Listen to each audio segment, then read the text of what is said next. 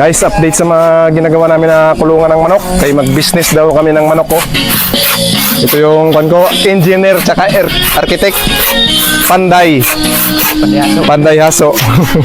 So, yan na siya guys. May frame na. So, ilalagay natin dito ay screen. Screen yung wall. Tapos, yung taas is trapal. Para maganda tingnan.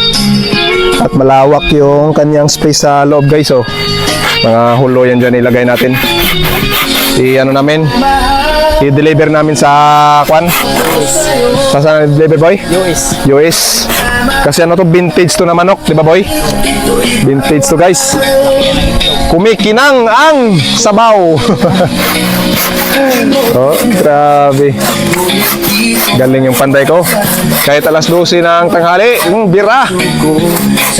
May music pa yan. Reggae. Province Life. Reggae na music. So tubig lang muna ibibigay natin sa kanya kasi sawa na siya sa coke at juice.